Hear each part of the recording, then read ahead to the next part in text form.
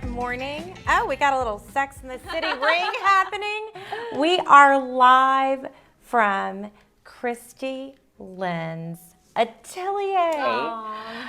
I mean, and you might think from the music that we're in Paris and the clothes behind us and her incredible style, but we are here in Houston, Texas.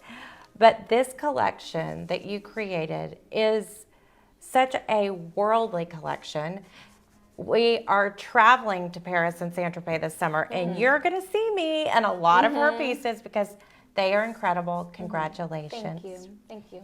So tonight is your opening party Yes. of your spring summer collection, which is just so lovely and so inspired by your travels. Yes. And you started Christy Lynn in 2020. Tell us about your feelings today when it's finally here. It's like your baby. It is. And I was just telling you earlier, I'm still pinching myself. Like I woke up this morning and we have this opening, we have the grand opening of the atelier, and I have such an amazing team. And it really just feels like it was just yesterday that I was working out of my living room. Yes. Like I was literally working out of my living room. I was designing out of this small room on a wooden table that I brought from New York City, sketching up the designs and just making small samples. And the girls that have been that have been involved with me from the very beginning are still here. It's actually just two girls, really.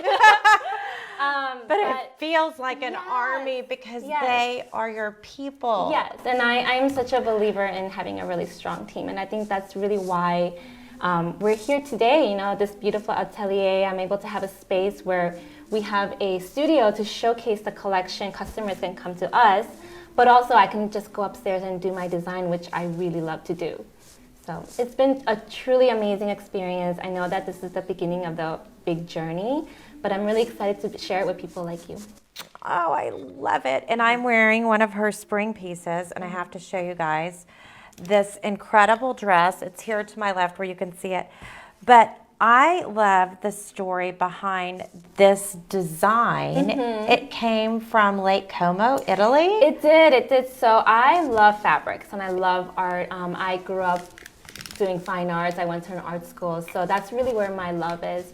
And so a lot of the prints that are in the collection, I spend a lot of time going to archives, and I love finding original artworks that we can bring back and refurbish, repaint it, recolor it. And this is actually one of them. And this print particular is an Italian artist who lives in Lake Como. And he was inspired by his travels to the Caribbean. So I actually believe it was from like the 1930s. That's what the archivist was telling me. And it's this beautiful piece of art. It's an actual painting. And so I bought that, and we had redone the whole painting in-house. And it actually comes in this colorway and a lovely pink colorway, which we can show you later. And you guys know how much I love pink. I know you love pink. Yes. I'm a pink girl. And what I love about your pieces, and I certainly am, my wardrobe has grown throughout the years. But I love to buy pieces that I feel like I could wear on our travels. Because now that we're getting back to traveling, I look at things and I say, could I wear this in Miami Beach? Could I wear it in LA? Would it be appropriate in New York? And then could I wear it when I'm vacationing in Vail, Colorado? Or hopefully praying we're in Europe this summer. And I feel that.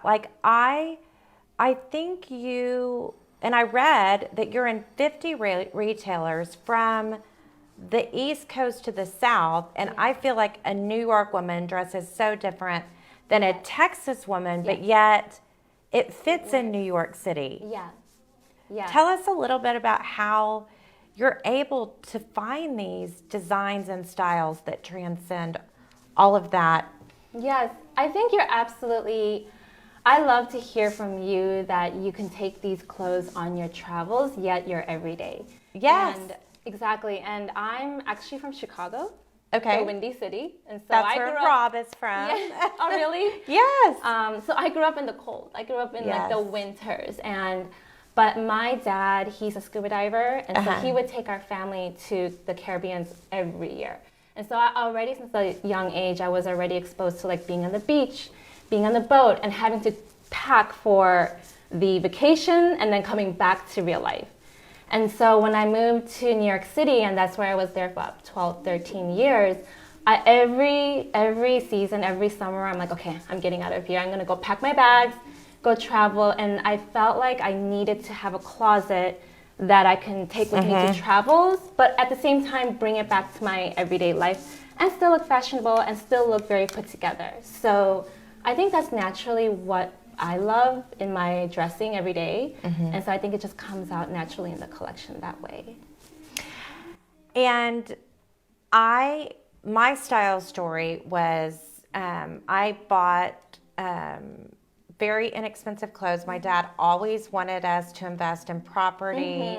We did have nice cars, but he would travel to Italy and come back and gift me a Gucci bag, and that was my prized possession. Oh, wow. So that's how I fell in love with luxury pieces. But so I used to be more about go directly to the sale rack. What could I buy from there? And I was trying to build my wardrobe. Well, now that I'm older, looking back, I wish I would have bought fewer things, but more special pieces. And that's what I feel like your pieces are. They're certainly at a very fair price point for other things in the marketplace. But if we look at life more like a capsule collection, I think of it like when you go on a trip, when you put it all together, like maybe you only need a few of those capsule collections and it pulls you through. Exactly. And I love like your jacket it's like a tweed from Oscar de la Renta or from Coco Chanel or Valentino. And it could take you from city to wearing it over a summer dress. Yes, exactly. And I think that's really interesting too. So was that did you buy a lot of pieces that were inexpensive, or did you save up and buy the one incredible or a few incredible pieces? So I actually grew up loving vintage, and I would always want to find the best like designer piece that I can find in the best price. And why I love vintage so much is because I like to find the pieces that I know I can bring back from a few years ago or a few decades ago. And that's I think that's my inspiration. And so when timeless style. Exactly.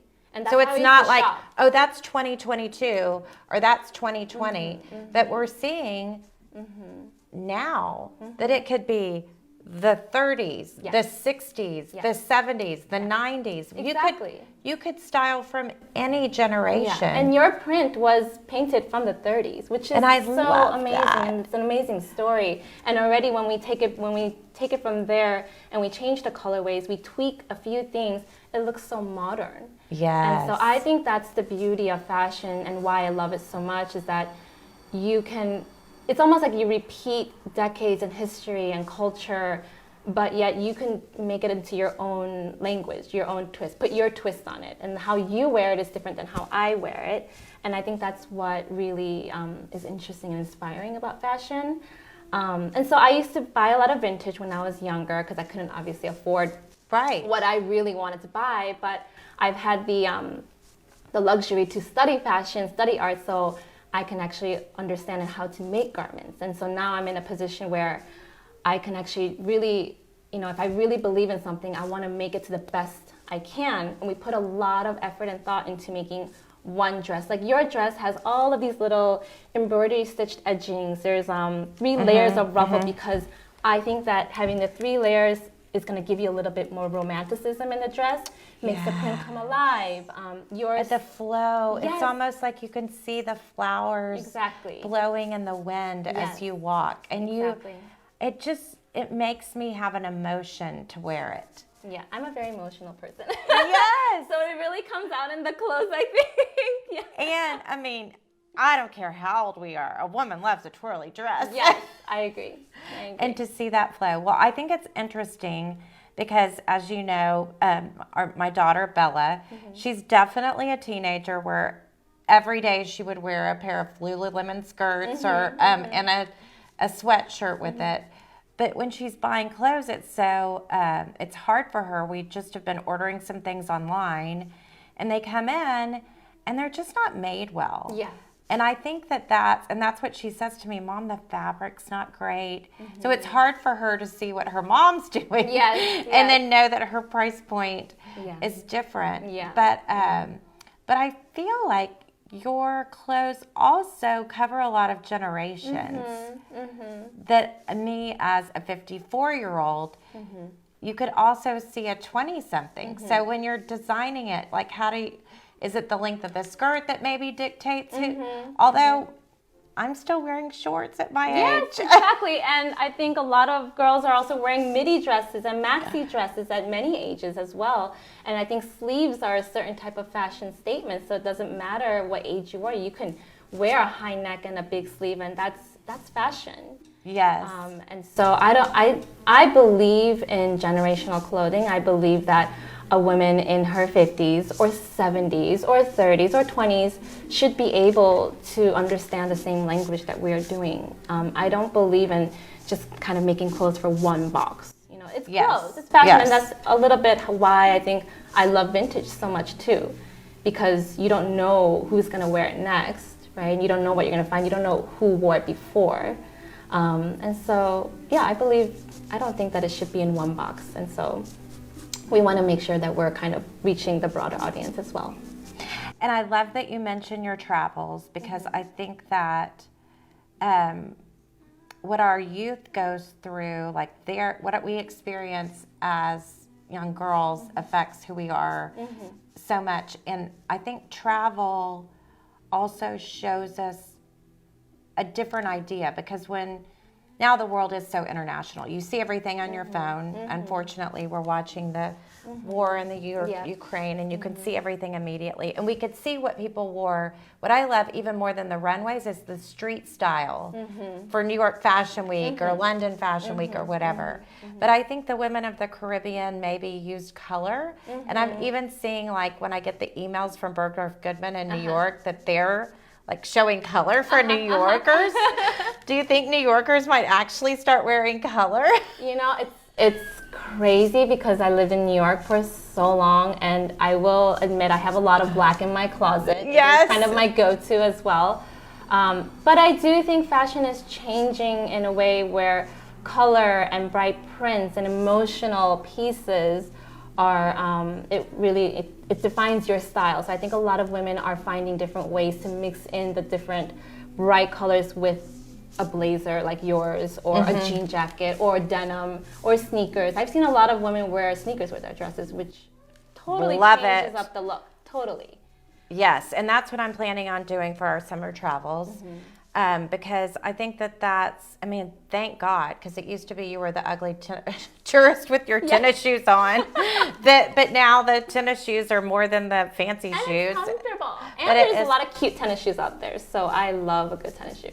I see that so much. So your family, to go back to that, your sister's an artist. She is. We're both artists. Isn't that crazy? And my mom was just like, okay, we have two artists in the family. And she supported both of us. That's amazing. So supportive, yeah. So what is your heritage? I'm Korean. Korean. And so there's that, are Korean moms known to be tiger moms? So my mom is actually a business owner herself. And she ran her business for over 30 years. And I really think that's where I got a lot of my just instincts, because I grew up in the back of her store. What did she do? She owned a Korean bookstore, and then she also started the Korean cosmetics in the U.S. She was one of the very first people in Chicago that introduced Korean cosmetics in her area. And now, actually, like 20 years later, since she brought it in, it's like exploded, right? Wow, I feel like Korean cosmetics is everywhere. It is. Right? Yeah. As truly being like the premium. So, so she knew the struggle of being a woman, managing a family and balancing all of that, and to add more family, your husband Yes. is in essence part of your business. He is, yes. And working with my husband, Yes, that's right. that Rob. How long have you guys been in the business together? We've worked together for 10 years. Okay. So I just had our 10th anniversary for the Vintage Congratulations. Contessa. Thank you. And before that, I worked with my father and my brother Oh, okay. for 22 years in our marble and granite Wow. company. Wow. And that was a big deal for me to choose to leave to chase my passion. And for us, we were in the construction industry, and my dad was in first generation of immigrants from Sicily, and he just didn't believe fashion was a viable. And it's true. It's hard to make a living in the fashion industry. It's hard to be able to make enough money to be able to buy what you're building and what you're doing. Yeah. So I think it's amazing that your parents were supportive of that. I can't say my parents weren't supportive, but I could say that they just led me and they said, you're accustomed to living a certain style of life. And if you become a shop girl, you might not be able to do that. But I think that all those other things add layers to what you're doing, because as a business owner, you probably don't spend, like, what percentage of the time do you get to sit at a desk and sketch and design? I wish, I don't even know. You're right. 5%? You're right. 10%? Probably on the weekends. Exactly. Yeah, on the It's weekends. not the main, oh, look, is somebody coming to shop? Maybe. I know, maybe. Okay, so let's talk about that. So your lines, people can buy them in 50 different retailers and online. Yes. On I your actually think website. we're probably past that because we keep growing. But yes, the people can shop them on specialty boutiques in the U.S. We have an online store as well, and we are carried very heavily in Tootsie's here in Houston. Yes. They support us so much. They love you. Yeah, so we love them. It's so, do you think that, obviously you've created a storefront. There was a trend for a while that people were closing down storefronts and selling online, and now I feel like the trend's going back to being in person, partially because of this wanting to have the texture, wanting to try it on. And even though I thought I would be most drawn to the pink, I chose the bone color. And so tell us a little bit about what makes that experience different. I'm so glad that you asked me this, because it's something I really believe in, is personable experience. And yes, I shop online too, but it's very how do I say, it's very like this. I shop like this online. Like, okay, yes, cart, and then I'll return, and I'll return. Right. But I think that what we're losing in this whole going into online, which I think online shopping is great, but you really miss the personal experience of showing a collection, being at an atelier and seeing what the designer and the sales team and the marketing team are really presenting. We're presenting not just clothes, but like a lifestyle. This is our inspiration. This is what we chose for this collection, the story, the colors behind it. And what I really want to do with opening this house is to be able to open our doors and say, yes, you can shop here, but it's also come with your friends. Let's have wine together. Let's look at beautiful clothes, try things on, spend 3 hours here if you want. We'll be here to shop with you. And I think that's something, I don't want to lose that spark in fashion. I don't want to become just the online direct-to-consumer kind of brand. I want to be able to cater towards our customers that love us so much, that it is the clothes, but it's also, there's many different stories behind one clothing, right? So that's really why I wanted to open up these doors and not take the investment into marketing into a whole online brand. Well, and the French do that so they? well. With like, when I think back to Coco Chanel, and I was able to purchase in an auction an experience to go to her apartment, but she had her apartment upstairs from where her store was, and then I didn't know that. Yes, and she used the staircase that's still there to showcase, and then she would have people there, and It's got goosebumps. and it's truly, so to me, a vintage girl that really loves the story behind it. And I look at my clothing as an expression of art. Yes. And I struggle with it because I've really tried to spend so much time understanding my purpose and our purpose in life and faith and giving back. And I have, and people will say, oh, monetary things, or we don't need more things. And I just feel, I look at fashion differently. I feel like it's a way to express ourselves. It's a way to connect with people without words. It opens so many conversations to me. If when you are dressed up, like I dressed to go to the hospital with Bella yesterday for our appointment, and the woman in the front's like, "What are you doing?" I'm like, she was the youngest child at 6 weeks to get rabies shots, and we would dress to go for our rabies shots. Oh my goodness. At the hospital, and I dressed to get on a plane when she wanted to wear sweatpants a few weeks ago. And I wore this beautiful dress behind you, that fabric with the purple and the blue, and I get on a plane, and the flight attendants are like, "Wow, you look beautiful." But it's also because you're going. It's my lifestyle. I'm filming at the office. I'm running to go pick her up, stopping by the grocery store, going to the plane, and then getting off and having drinks at our hotel and meeting a client.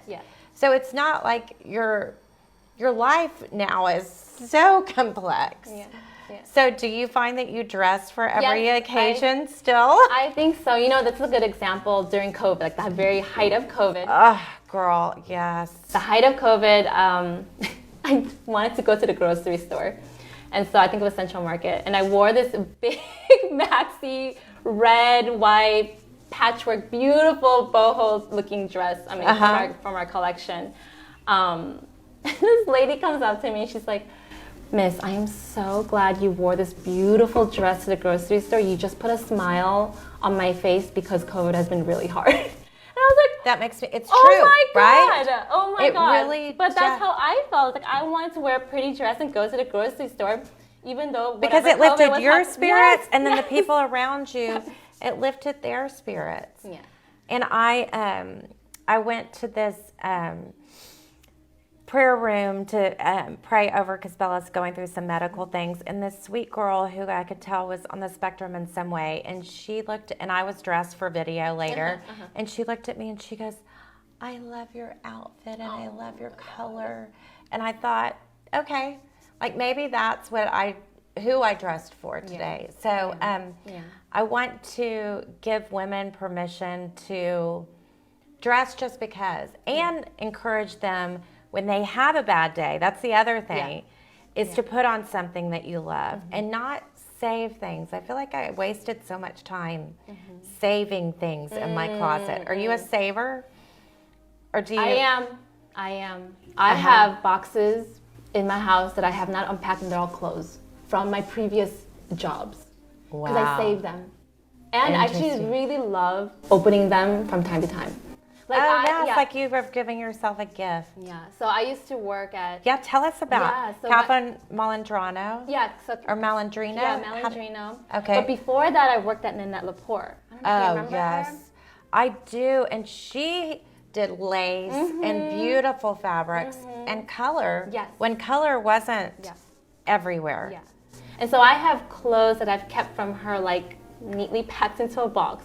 So I'll like randomly go through my boxes from time to time, like, oh, this was from like 2006 Annette LaPorte, or you know, like things like that. And it's an emotional attachment that I have with them, but it's because they're clothes, but they're memories of a designer's past. Where you wore them and what you experienced in them. What dinner did you go to, or what event did you go to? And so that's also why I think a lot of the clothes in my collection are very special, because I want to give that special piece to the woman that's wearing it. Where are you going, and when do you want to wear it, and how you want to feel when you wear it. So I think it's just a natural like evolution that I have with my experience and what I'm doing now. And so, what happened to Annette LaPorte? Is she? I think she's still around. I'm not exactly sure. I do know that her. I think I don't know. It's okay. I don't know what happens. I don't want to say, but I think she's still around. I do follow her on Instagram, and she still looks amazing, and she looks fabulous with her husband. So, living her best yeah, life, moving on. Exactly. And I think we can all grow through our different journeys, and then life changes. And I think that's when so how did you know you had 10 years in New York working, and then 12 years. you were engaged and you were planning your wedding Yes. clothes and Yes. your clothes to wear on your honeymoon, Yes, and yes. that's where the passion for this Yes. line came from? Yes. Like, how did you feel brave enough to leave? I know. Oh, I know. Well, I made that decision to leave New York City because I met my now husband, and it was either him moving to New York City or me coming to Houston, and he's in oil and gas, and so there was nothing for him to do in New York City, and I was working for other designers, and so I took that leap of faith. You know, I think I was also at a time in my life where I was ready, like, okay, I worked this much, I can either keep going up the ladder, or I take a chance and, hey, I found love, and I'm really proud of that, and I don't know Houston, so I'm like, okay, let's go. So I left my job, I sold my condo in New York, I had a life there, like all my friends, so that was all, I left all that behind, and I came to Houston. I didn't know really a lot of people. And then I was really busy because I had to plan for my wedding, and I already had a list, like, okay, I'm gonna buy this dress, this shoe, da da da da da. And my husband and I were talking about it. Well, he's like, you are a designer, why don't you just make your own clothes? And I looked at him, I was like, do you know how much it's gonna take for us to start me making clothes, and then if I wanna try to sell, we had this whole conversation, because he was very supportive, like, you're like, oh, honey, you don't just design it and make it. No. There's so much more. Exactly. That goes back to the how much time you get to sit at a desk sketching. But he really pushed me. He's like, you can figure it out. Just do it. Let's do it together. And so we kind of just pulled together, and here we are, I guess. I had a few pieces for that capsule collection for my wedding. I had. Actually, this white lace was the very first dress. Yeah, that was for my engagement a classic. photo. That dress, Yeah. Jackie Kennedy could have worn it in the 60s, and I believe Bella could wear it 20 years from now. It's actually one of the most desired dresses still. It's gorgeous. I made it in 2019. And it's basically a shirt dress made of lace. Yeah. So it's an lace. interesting, that complete... expected, unexpected. Yes. Like, and you can open it up and wear it as a cover-up with Yes. a bathing suit. Yes. Or you can wear clothes with sandals or sneakers or wedges, whatever. But that was my engagement photo dress. But ever since then, that was really the jumping point. And I think the reaction was so well received that it kind of gave me the confidence, like, okay, let's really do a proper collection, get on the wholesale market, and just go for it. And I was very fortunate to have amazing people around me to help me with that too. So. And I appreciate you say fortunate, because I don't think it's luck. I think it's so much work. I think it's, and what I found from most people that I have as guests, and I don't look at it just as monetary success. I mean, you're successful, you're known, but you're so passionate about it. There's a term, Icky Guy. I don't know if I've ever shared that with you before. I was reading about it. Yes, and it's the Japanese term, and it's when you find something you love to do, and something that makes the world a better place, and you could be paid to do it, then you're able to work at it all the time, and then you reach this state of flow. Yeah.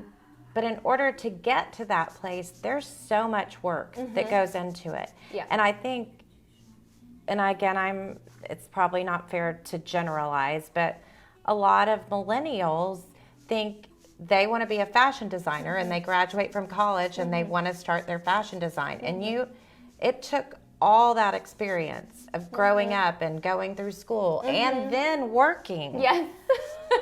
And I look back and I say openly, had it not been that I was joining forces with Rob, I would have failed, because I would have wanted this the moment I opened my store. I would have invested in all the product and had a location and it had employees, when really most successful people start as their, I call it my side hustle. Yes. Like I was traveling to Italy with the Marble and Granite Company, buying bags and pieces for myself, and I started buying for friends. And then Rob was in the business, and then I worked with him for a few years when I worked with the family, and then I left. Wow. Because it doesn't just it's not you build it and they come. No. There's a lot of building till they come. Absolutely. And like I find the most, you're not just like, for us, we're just buying something that's created that I look at and I think someone, you're finding the product, the manufacturer, and that's been hard. Shipments did not come during COVID. You weren't able to travel to go to New York to go look at those fabrics in person. You weren't able to meet with the stores to buy. So let's talk about that, the pivot, that awful word, but that's just true as an entrepreneur every day. Yeah. I completely agree with you. It took years. Like this is all so beautiful, it's dreamy, romantic, but this all I really believe is years and years of experience of me working as an intern, an assistant designer, and hustling to understand, like doing all the trims and all of the production and production fittings to make sure that the designers and head designers that I was working for, the fit is perfect, the artwork is perfect. And so, yes, I've had many years of experience working very, very late nights for all the people that I've worked for. But before that, I went to art school. I studied fine arts for my whole life. Like 6 years old is when I knew, okay, I'm gonna be a fashion designer. And I don't know why, but I just always loved art. And so I studied painting and drawing and textiles, garment making since I was 6 all the way up until college. Then I worked in New York. So I do believe that it happens really fast for me, the company, because I launched it in 2020, but 2019, but 2020. But already we're here. And so I do believe that all of that quick growth, which I know we're still growing, but that really came from experiences of who my vendors are. Like I have very, very, very strong ties with my production vendors, my fabric vendors, because I've known them for years. Yes. To build that trust. Yeah, you can't just do it overnight. And that's why during COVID, I was still able to ship because you could trust, and you had a communication level that they knew your expectations, they knew what you wanted, and you could rely upon them to deliver. And we're helping each other. So for me, I actually grew during COVID because I was still able to ship and manufacture with my partners in New York and in China. We were just helping each other. We knew COVID was happening, but we're like, okay, hey, this company is growing, so let's just continue. So I actually didn't really have many problems shipping, unfortunately. And now now we've gone through that hard time and we're all growing, so we're all happy, we're all still supporting each other. But that wouldn't have happened if I didn't know anybody and people would be like, no, we're not going to work with you, kind of thing, because I've known them for so long. But that's why I think people and relationships are very important. No matter what you do, no matter where you work, you should always do your best and work hard, and you gain respect from people. And I think I've had that over the years, and I feel like I have a lot of vendors I can work with and call if I ever need help, because I'm there for them as well. And I think that's just such a part of collaboration. It's trust, it's respect. I was going back again to Bella's medical stuff. I was on the phone with a doctor this morning, and she said, oh, they can't meet that week anyway, that it's spring break. And I said, oh, probably because the doctor's on spring break. She goes, you thought about the doctor being on spring break? She goes, no one thinks about that. And I said, the best relationships are when both people consider the other people, and when you have a respect for each other's journeys. And that's where the real growth happens.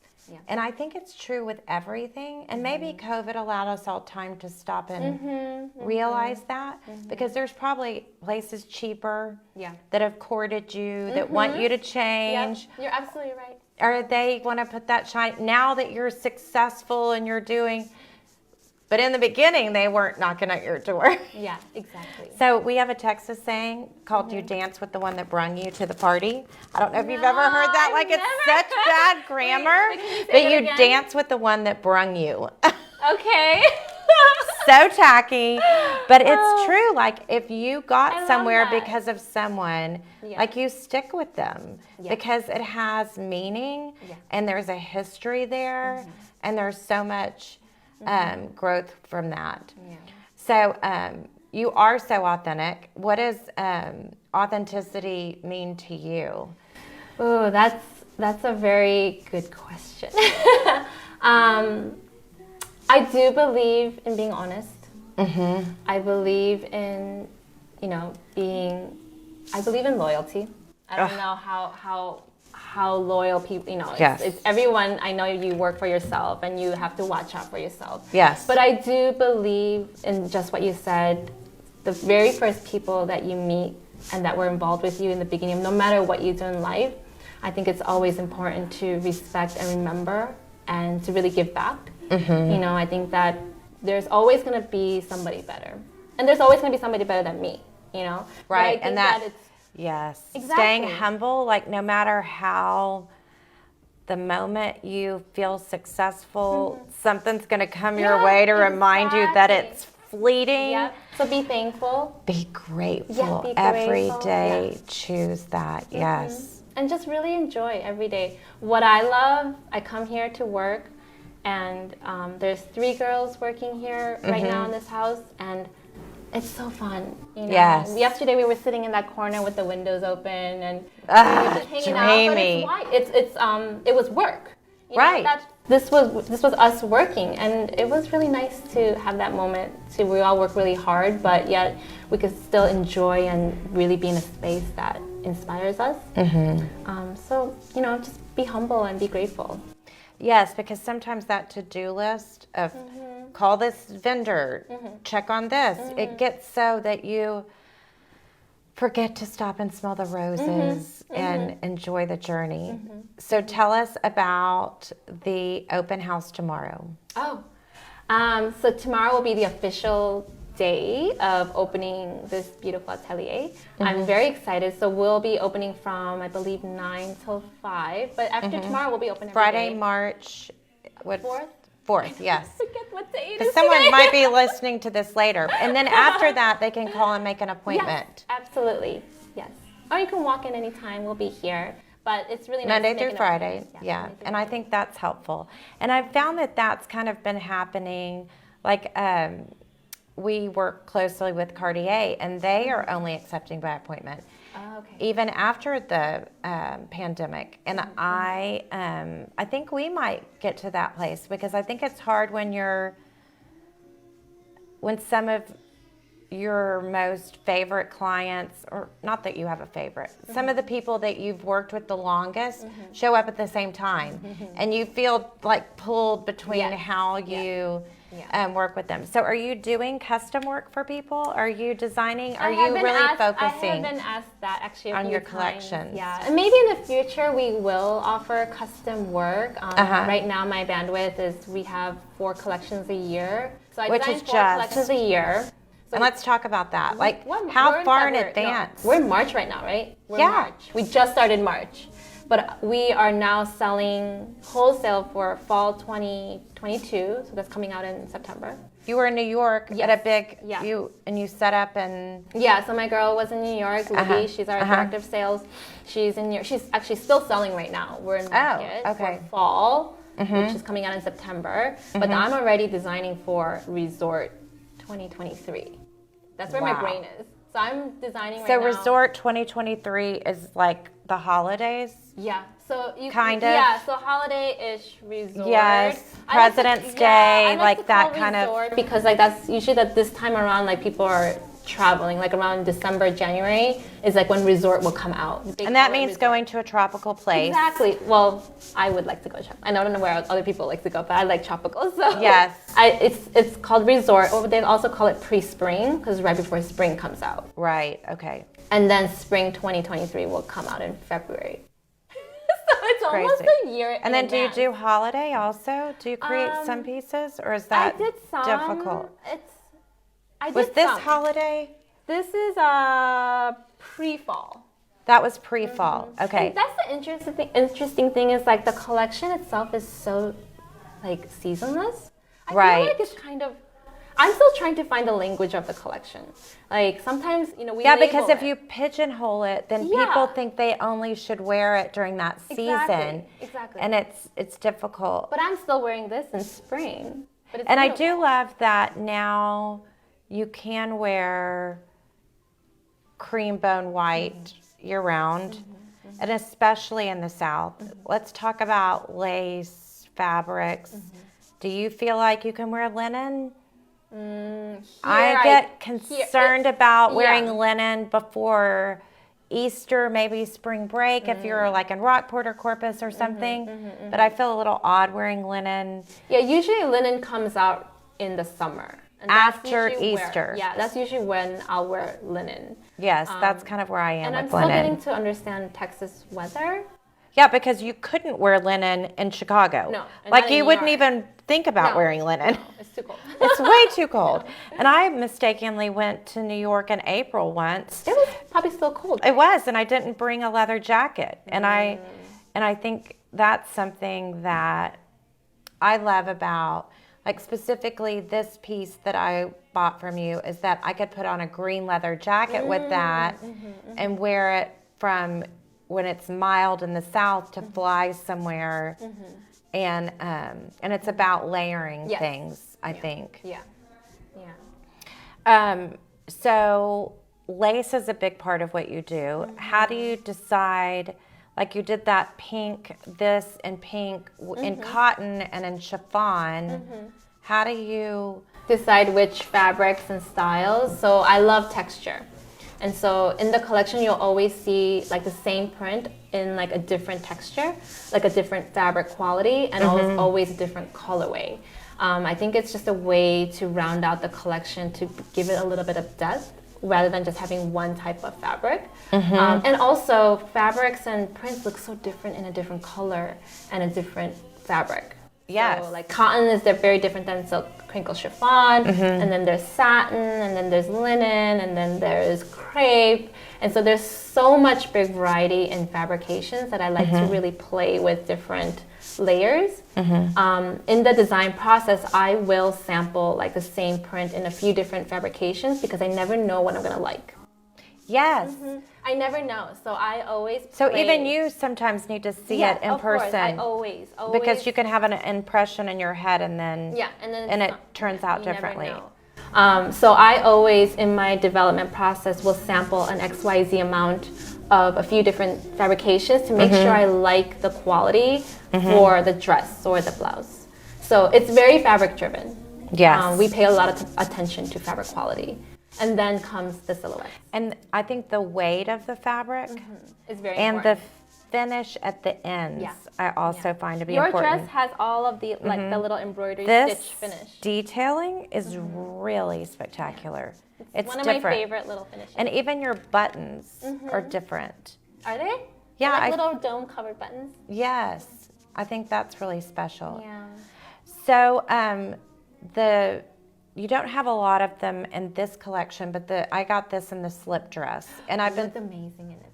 I love it, and I wore it to Carbona, Miami, which is like such a hard reservation to get, and I didn't realize we got there, and it was like a dance club as a restaurant. I was like, thank God I picked something chic with the 20-somethings over there wearing very little clothes. Oh my God. How do you look good next to that? But so I'm like trying to figure out how to, because sometimes I'm like, okay, well, I could wear it a little lower when I'm out with Rob with a jacket on, but if I'm wearing it to the store, do you put a t-shirt underneath it? Like how do you feel comfortable? I've seen some people even doing turtlenecks that are long sleeve.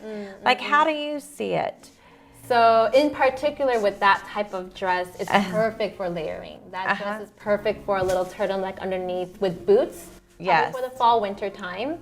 Or like you said, you can wear it with a little jacket for a little evening out. So I'm always about layering. I like to kind of layer on top of fabrications and colors, and so I do try a lot of our dresses to have that option. But something like yours is perfect for like a little blazer or a little pretty little jacket, tweed jacket or something. So I think a lot of the dresses can lean into the layering. Yes. And so I think that's interesting too, is it's okay now to put a tweed with a floral. And maybe it was always okay, but I felt like it was more editorial in Vogue or Elle or Bazaar than me wearing it down the street. But I love, will you grab your blue tweed this jacket? one, yes. Because I think it's so great with this.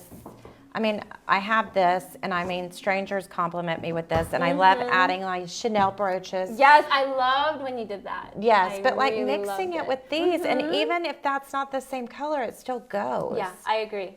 And I had this on today when I got dressed. Oh, okay. So my you would outfit even too. do blue with the black. And I looked really cute. It is good. And you said you're always cold. I'm always cold because there's a lot of air conditioning in Texas. So much. I know. Even when it's 100 out, we have to have a jacket. People are like, what? I need a jacket in Texas in the summer. I'm like, oh yeah, when you're packing to come here. Actually, when I got here, I didn't understand the weather very well. And so it was really hot and humid. I was like, okay, I just need like a strappy dress. Yeah. But then I'd go inside and I'm like, okay, Woo! it's so Freezing! cold. Yeah. Maybe that's why the collection is kind of built that way, because I've always It was felt real like life. I need a little layer. Yes. But I don't want a thick puffy jacket. I don't Right. want like a thick something Because then that's like, if this is flowing, you don't Exactly. want that to be too stiff and structured. exactly. So maybe that's why it naturally has all these light layers that are a little bit special. So I think it might be just me reacting to where I am. But I think that's what makes it so real. I think that's what makes you so real, is you're reacting to where you are. Yeah. And you're living that real, authentic life. And you're bringing so much passion from so many years and so many experiences. And you're just absolutely so lovely. I'm so proud of thank you. you, thank I love collaborating with you. I love the energy, and thank you so much for allowing us to come in today. Of Thank you, course. Adam, for always course, being the thank you. hot guy behind the videos. And tell them where they can follow you on Instagram and your website. Yes, so our website is www.christylynn.com. Our Instagram is Christy Lynn Collection, so you can follow us there. Okay, wonderful. Thanks so much, guys. You'll be seeing me in a lot of Christy Lynn. Thank you. It's hard to pass up. All right, y'all have a great, authentic journey until we meet again.